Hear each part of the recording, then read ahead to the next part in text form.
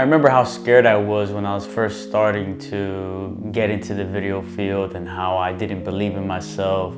I was comparing myself to others. I felt like I didn't belong. I looked at their edits and I was like, I can't do that. Or I'd be very discouraged about a project that I would finish, and then I'd look at somebody else's and I'm like, damn, they're better than mine. It didn't really motivate me, to be honest, at some point. It kind of ruined my motivation instead. When I think about the success that I've had and the improvement that I've had, the growth that I've had with my business and with myself, I have to definitely thank my mentors as well. They have not only given me the best advice business-wise, but life-wise as well, and how to really just handle this whole video production side and how to handle competition, because the video industry is super, I don't like to say the word saturated, but there's a lot of people involved in the video industry.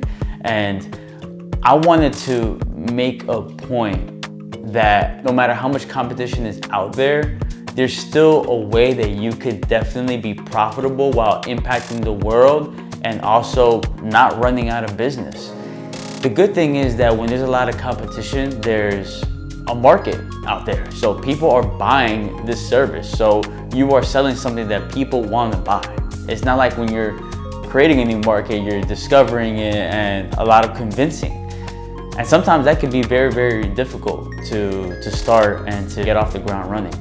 And my mentors over time have definitely told me and taught me, you know, everything from editing, from setting up lighting, from setting up camera settings, to dealing with clients, to getting more leads, to emotional intelligence. I never would have thought in a million years how much I would have improved myself and dealing with all of that compared to when I first started, because now I'm not perfect, but I definitely have a lot more discipline in how I handle things, and I have lost that need to compare myself to other people.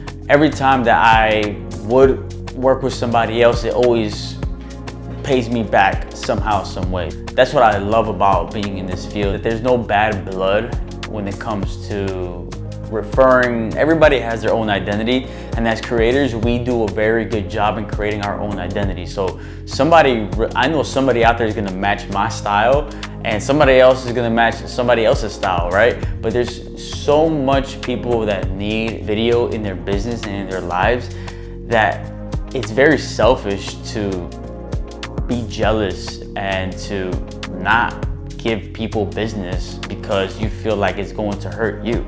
To me, I feel like that has never been an effective strategy, and anybody who does do that is not doing business the right way. More than enough for everybody to eat in this industry. So to me, there's no type of competition whatsoever, because I bring a certain taste and I bring a certain brand to the table that I have a unique audience that will connect with me no matter what. And I would have never thought about that or had that thought process if it wasn't for my mentors over the years teaching me how to go about things and how to deal with everybody in this industry and with clients. So I really appreciate you guys. There's a lot of love for sure. You know, when I was also starting this video industry, because I got my degree in finance, I feel like I was always a creator because I used to like drawing when I was younger, but I didn't know that creative trait that I had was going to transfer into video and video production to this creative industry. And I've never done this. So my family and my close friends never knew that I was into video or like this, because I never did that when I was younger. I never really showed off the creative side of me. And I had a lot of imposter syndrome when I first started, because no one saw me like this. And when it was time for me to promote my brand and my business, I had to be in front of the camera and show people my intelligence, my style, my personality. I was very afraid of what my family was gonna think and what my close friends were gonna think. And it prevented me over time to be the biggest critic of myself. Like, oh, that looks bad. And why do I sound like that? And why do I look like that? And oh, damn, I should have gotten a haircut. And maybe I should have put on a better t-shirt. And it was just so nitpicky over everything. But I was missing the biggest point of why I was doing these videos. And the reason why I was doing these videos and the best thing that I got out of it was the lives I was able to impact, the motivation I was able to give for people who always wanted to do videos but were always afraid to.